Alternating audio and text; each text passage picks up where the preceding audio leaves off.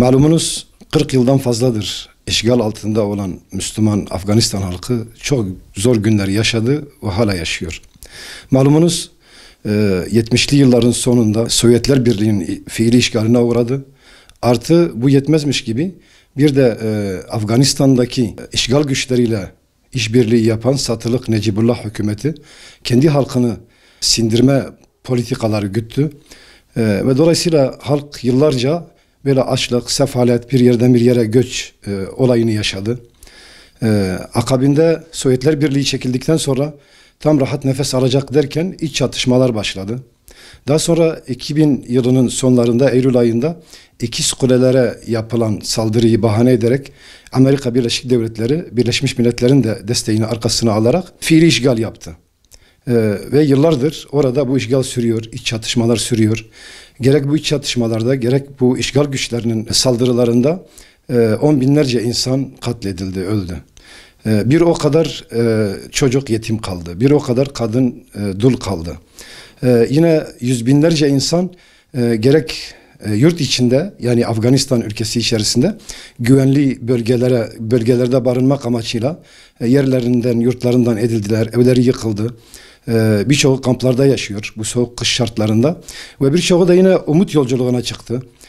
Kimisi karlı dağları, buzlu dağları aşarak, kimisi de donarak yaşamlarını yitirdiler. Birçoğu da gerek bizim ülkemize gerek başka ülkelere gittikten sonra oradan yine deniz yoluyla Avrupa ülkelerine göçmek için birçoğu denizlerde boğuldu ve hala boğuluyor.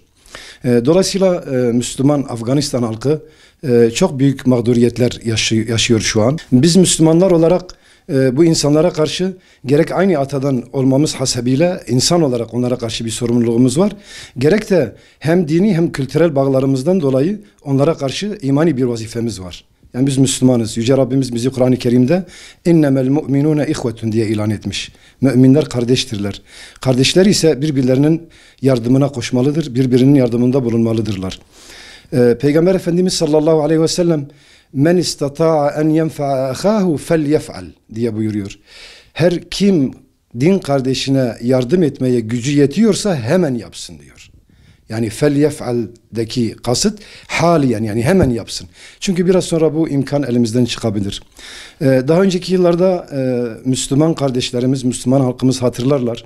Gerek Bosna'da, gerek Çeçenistan'da, gerek başka yerlerde mağduriyet yaşayan insanlara yardım etmek için yine ülkemizde birçok sivil toplum kuruluşları kendi imkanlarınca yardım etme çabasında ve gayretindeydiler. Fakat o dönemde birçok bürokratik engellerle karşılaşıyorlardı. Ve dolayısıyla yardımlar zamanında ulaşamıyordu. Çok şükür şu an özellikle ülkemizin başında bulunan Sayın Cumhurbaşkanı Recep Tayyip Erdoğan böyle bir çalışma başlattı. Afganistan'a yardım konusunda AFAD koordinesinde ve birçok sivil toplum kuruluşlarının işbirliğiyle. Tabii bu bağlamda sadece bu büyük merkezi STK'lar değil, hem merkezi STK'lar hem yerelde olan STK'lar bu taşın altına ellerini koymalıdırlar. Ellerinden gelen gayreti göstermelidirler. Peygamber Efendimiz sallallahu aleyhi ve sellem buyuruyor ki men asbaha ve lem yehtemme bi emril muslimine feleyse minhum.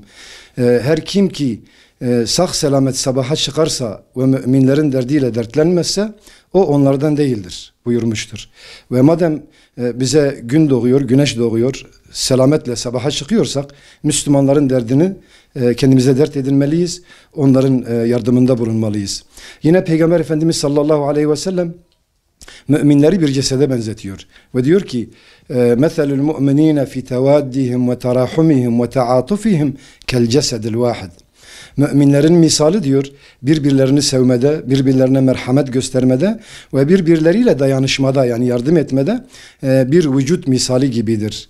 اِذَا اشْتَكَ مِنْهُ عُضْوٌ تَدَاعَ لَهُ سَائِرُ الْجَسَدِ بِالسَّهَرِ وَالْحُمَّةِ Şayet vücudun, cesedin bir organına bir diken batarsa bütün vücut ondan sızlanır ve ondan dolayı rahatsız olur. Ve bugün gerek Afganistan'da, gerek Yemen'de, gerek Libya'da, gerek Filistin'de, gerek Suriye'de, gerek Irak'ta maalesef Şu an isimlerini hatırladığım ülkeler, isimlerini hatırlamadığım ülkelerde bir sürü mağduriyetler yaşanıyor. Bizim de Mardin Peygamber Sevdalıları Derneği olarak ve Mardin Umut Kervanı olarak içinde bulunduğumuz Mardin Sivil Toplum Kuruluşu platformu, buradan onlara da çağrı yapıyorum. Hem STK platformunda bizim gibi bulunan yönetim üyeleri hem de bileşenlerimiz olan diğer STK'lar bu işi ciddiye almalı. Ve madem böyle bir kampanya başlatılmış Cumhurbaşkanlığı tarafından burada elimizden gelen gayreti, sayı göstermeliyiz diye düşünüyorum.